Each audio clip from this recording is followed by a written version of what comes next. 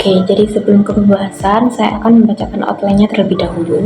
Yang pertama yaitu ada definisi transaksi murabahah, ketentuan syar'i transaksi murabahah, rukun transaksi murabahah, pengawasan syariah transaksi murabahah, dan yang terakhir ada teknis perhitungan dan penjurnalan transaksi murabahah. Jadi yang pertama ada definisi.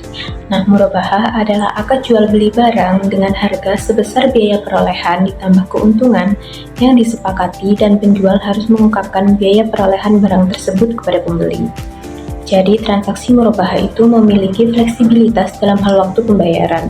Dalam praktik perbankan di Indonesia adalah tidak umum menggunakan skema pembayaran langsung setelah barang diterima oleh pembeli atau nasabah.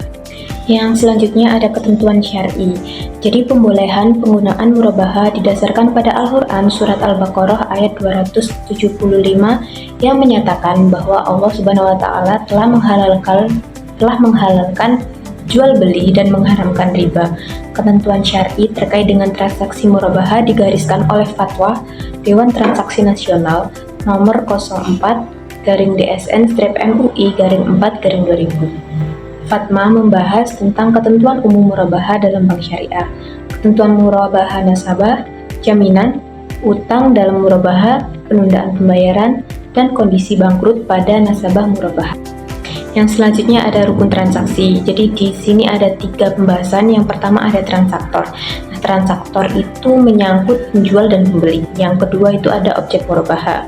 Jadi menyangkut barang-barang yang harus halal menurut syariah, barang-barang yang harus ada secara fisik dan dapat dimiliki oleh penjual sebelum dijual kepada pembeli.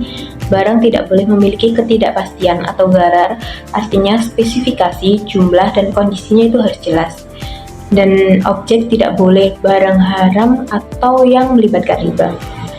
Yang pembahasan ketiga ada ijab dan qabul. Nah, ijab ini pernyataan dari penjual yang menawarkan barang beserta harga yang mencakup harga pokok dan margin keuntungan. Sedangkan qabul yaitu persetujuan dari pembeli yang menerima syarat penjualan termasuk harga dan cara pembayaran.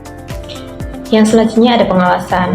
Nah, pengawasan ini dilaksanakan berdasarkan Surat Edaran Bank Indonesia nomor 8/19/DPBS tahun 2006 tentang pedoman pengawasan syariah dan tata cara pelaporan hasil pengawasan bagi Dewan Pengawas Syariah yang berupa 1. Memastikan barang yang diperjualbelikan tidak diharamkan oleh syariah Islam.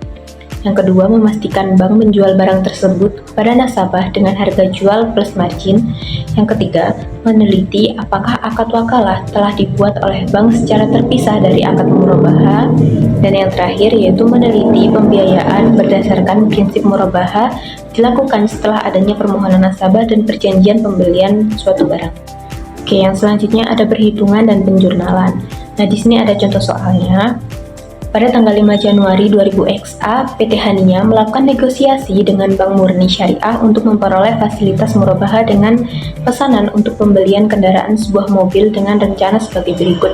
Jadi yang diketahui yang pertama yaitu harga barang 100 juta rupiah, uang mukanya 10 juta rupiah itu diperoleh dari 10% dari harga barang, pembiayaan oleh banknya 90 juta rupiah, marginnya 18 juta rupiah, harga jualnya 118 juta rupiah itu diperoleh dari harga barang plus marginnya, jangka waktunya 24 bulan dan biaya administrasinya 1% dari pembiayaan oleh bank.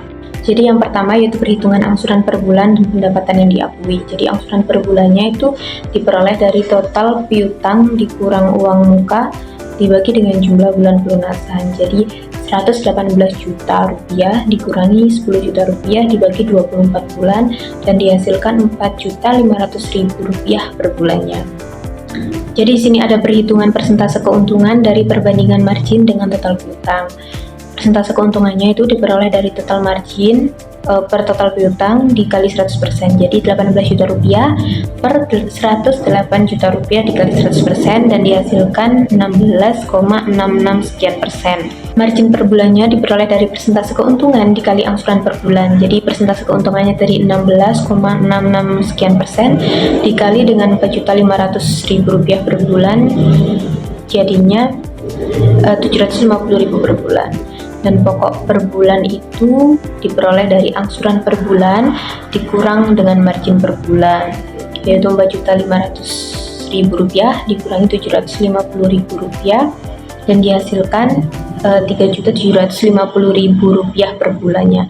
Dengan demikian, untuk setiap pembiayaan angsuran sebesar Rp4.500.000 per bulan, terkandung di dalamnya yaitu margin sebesar Rp750.000 per bulan dan pokoknya itu ada Rp3.750.000 per bulan.